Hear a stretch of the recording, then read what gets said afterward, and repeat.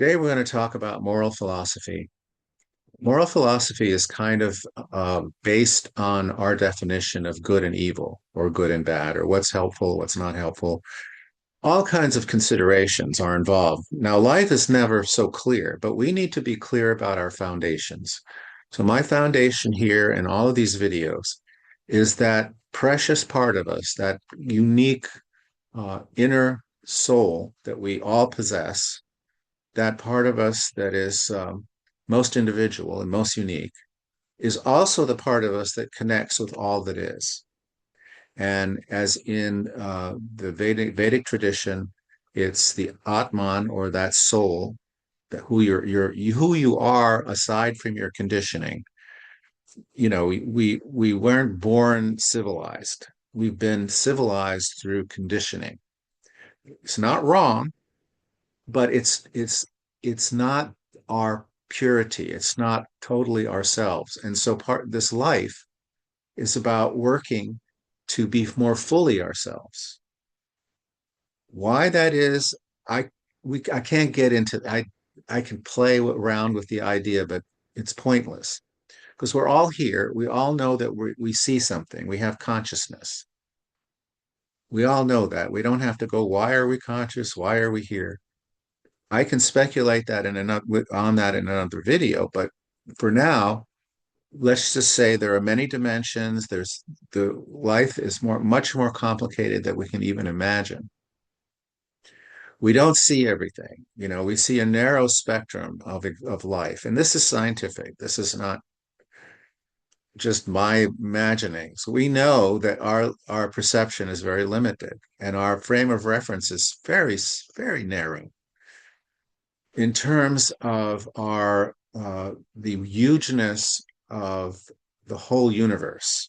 It's just incredibly huge, not just in terms of space, but in terms of inner space, multi dimensions, the unusual kind of things that go on, UFOs, ghosts, angels, gods, goddesses, uh, crazy synchronicities and events. Why does this happen? Like, why all of a sudden seems connected? Anyway, that life is incredibly complicated. So the what we need are frameworks. Uh, it's a way to balance the chaos, if you want, of the universe. So we have our soul, and that's our main focus. So, but that soul living in the world needs a framework, and that's moral philosophy, in terms of at least our ability to live within this human culture, within this world that we know around us, including interactions with plants and animals and everything. So, that foundation is what helps us and what hinders us in realizing our true self. Not that we're going to be realized beings quickly, or who knows. We have to start somewhere. So we feel that, and as I talked about in a video earlier, to find out who we are is we are that consciousness that experiences joy. Because joy happens when all the weight of the world suddenly goes away from us and we're purely in the moment. That's joyful. Inevitably, that joy may taste like cinnamon or vanilla, but it's different. It's different for everybody. It's different in the situations. The situations are different. Our feelings are different, but they feel liberated. They feel as if we have no more burden, and when we have no more burden, our consciousness can shine forth. It's that simple. So, what helps that consciousness come forth increasingly?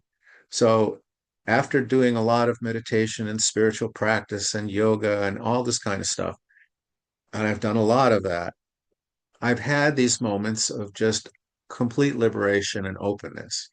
But most of the time, I'm not. Most of the time, I'm like, oh, I I got to do this, and what if this happens? So, I'm not purely focused. I'm full of different things that cloud up my consciousness.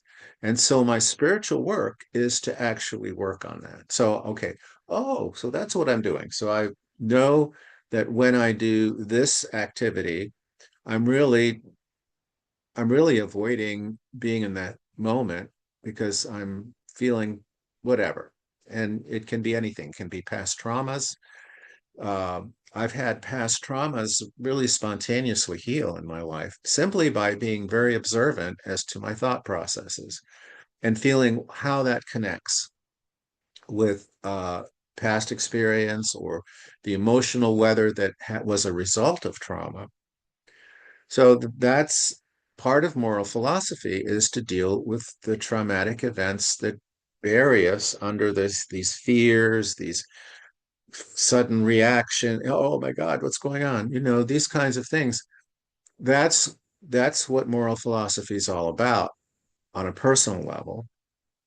And on a societal level, it's about how we treat others. Do we treat others as we would like to be treated? That's a very simple moral principle. And uh, it's not that it can be a mathematical equation. I'll treat this person like I'd like to be treated exactly, because that person might want to be treated in a different way. So you have to tune into that person. You can't just imagine that. So that other thing is humility. Humility is important because we get all humility is just getting out of the way, getting out of the way and observing life around you as best you can. And then evaluating where you want to go with that. Do you want to be with this person here? Or do you want to be with this person because you're desperate and you're very lonely and you'll just talk to anybody? You just want to be with anybody, or you need sex and you don't care, you just want to have it. It becomes an obsession. All that kind of stuff is something you need to deal with on by using moral philosophical skills. And that comes from careful observance, remembering who you really are, and going step by step through life, noticing this, noticing that, notice how it affects me. So I notice someone that makes me feel bad. Why are they making me feel bad? So it's something I have to realize. Is it something that they're triggering something in me? Or is there something really in that person that's off? So depending on, you have to look at both. I've been able to do that so I can tell when somebody's triggering me. I can tell when it's me and when it's them. It's just practice. So it's a practice. You do, okay, what are they triggering in me? Why are they triggering me? Okay. Is it me or them? Or is it both? Maybe we're responding to each other, but in a way that's not healthy. So that's that takes discernment and humility. So it's not you get out of the way and just observe it. That's what meditation is, for example, is you just observe your thoughts. So moral philosophy has to be based on observation. Now, you can use outside principles, Ten Commandments, the yogic principles of morality, and books like Patanjali's book, whoever, whatever. You can take these frameworks and work with them. If they help you emerge as a human being, emerge as a soul, then they're helpful. It's like religion. All religions have some truth to it, and that truth will set you free. But often they're limited because the people in the religion will are interested in something else. They're interested in power and control over you. That's what happened to Christianity, which was so tragic because the Gospels are so much against it, or at least the essential teaching of the Gospels. And it's hard to tell what Jesus really said, but I think that we have a pretty good idea based on its comparison to other spiritual philosophies that are all around. So, what do? We watch. We don't prejudge things. You don't go and say, okay, now we're going to talk to this junkie who's a drug addict, whatever addict they are, and you're going to have a picture in your mind of what that means. And then you're going to look at that person They're a junkie. They're a junkie. Look how they're acting. Fine, and maybe there's some validity to that, but in order for you to totally perceive what's going on with that person, you need to get out of the way, get your labels off, get your judgments off, because we're all kind of, if we look at ourselves truly objectively and seriously, we're all kind of idiots in one way or another, and we're all kind of do stupid things. you know we're all connected, so let's not judge the junkie too much. So they're there, you know what they're like, you've had experience with other people who've been drug addicts, so you got to be careful about money and where your wallet is and where your purse is, whatever it is. You got to be careful, right? Just heard of a recent situation where someone wasn't really attentive to where their money was, and a junkie took it. So, but they're not just a junkie. There's something that's just their kind of operating procedure, but it's not who they are. So you first thing you do is you see who they are. Then you start seeing where the pain is, because all junkies are just trying to relieve pain, one way or the other. It's not just getting high. Getting high is what I talked about, which is emerge, having the soul emerge, experience life in its fullest by not having this weight, terrible weight of social approval, disapproval. I don't make much money. Oh, I'm not any good, that kind of thing. Or I don't have the right partner. My wife doesn't love me or doesn't understand me, or whatever these kinds of considerations are. All these weights. I'm not working enough. I'm not working out. My body's getting older, blah, blah, blah, blah, blah, blah, blah, blah, blah. All that stuff weighs on you. So when you get rid of that stuff in your mind, it still exists in the world. Everybody exists. You're not denying existence. It's not like just being, I'm totally in myself. I'm not going to pay any attention to anything else. No, you are truly yourself and you're going to pay attention to everything, right? You're going to be exploring.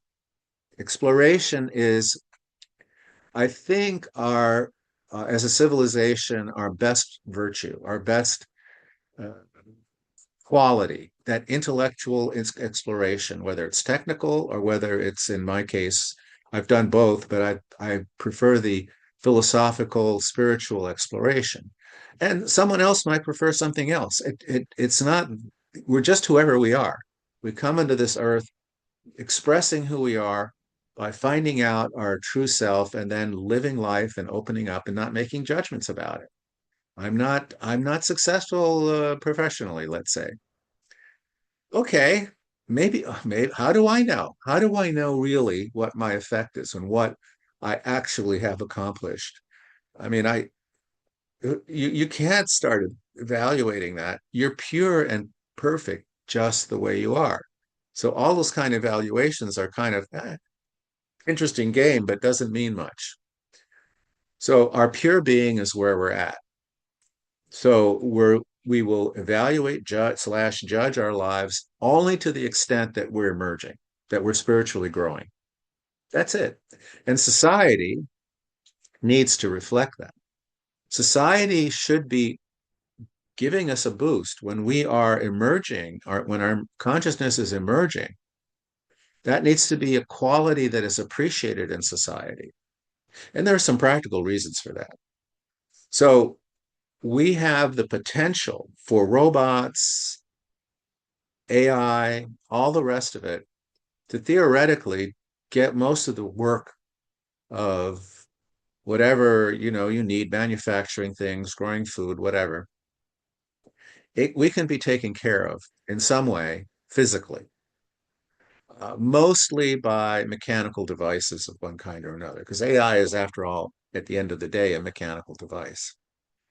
It doesn't have exactly the same consciousness as us. It has a consciousness because all matter has consciousness, but it's not the same as human conscious. It's not. Artificial intelligence is a form of intelligence, but it's not a human intelligence, even if it models itself on neural networks and other human qualities. It's not even close. So our culture will need us to be developed in that spiritual sense. We are creating these mechanical devices, ideally, I hope, I think, in order to liberate the human spirit. Our human spirit is not necessarily fulfilled by solving problems, which is what IQ measures. So solving problems is good. If you got a problem and want to solve it, fine, great. But that's not what human life's about. And human life is solving problems is useful in terms of handling that emergence of the spirit. Our spirit emerges, and if what blocks that emergence is a problem, and that's a problem we can legitimately use our intellect to solve. And that's appropriate. But just to solve problems, it's like doing crossword puzzles or games.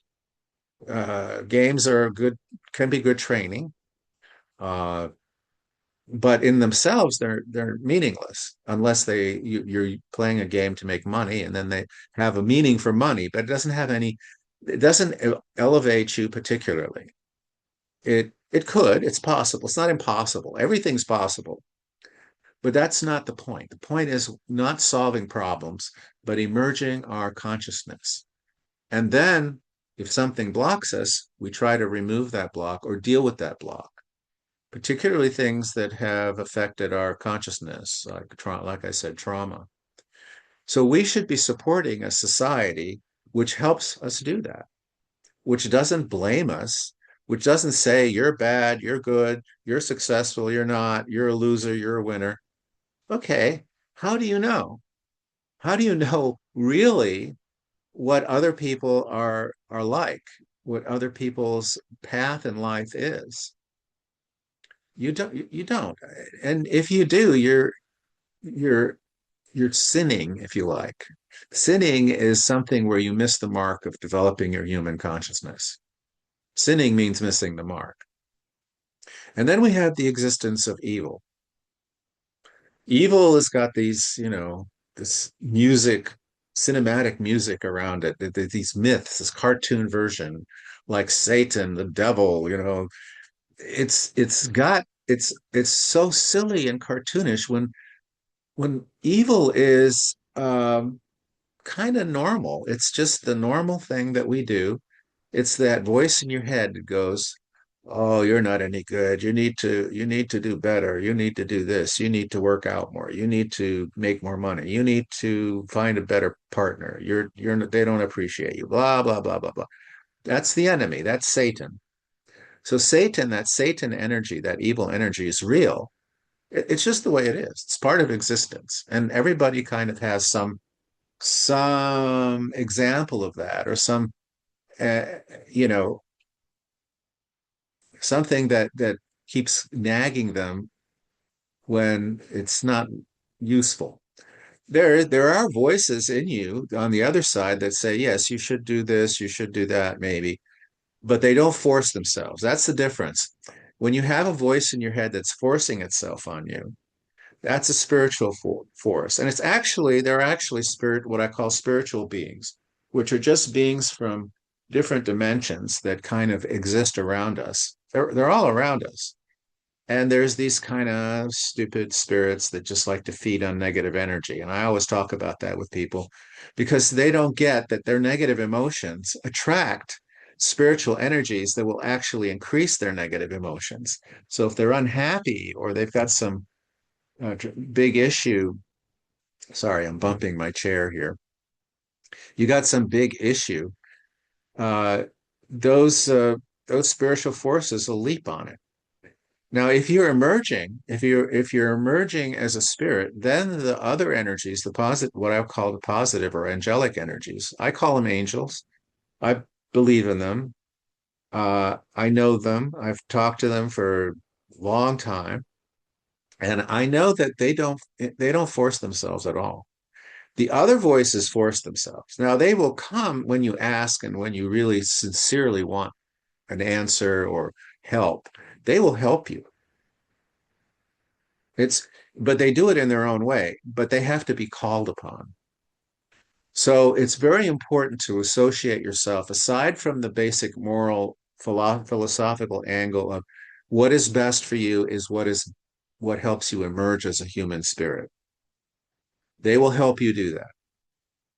And then there's the other area, which is this whole area of evil, which has these spiritual forces that like eating on negativity, on negative thoughts about anybody. Negative thoughts are negative thoughts. And we'll talk about that next time.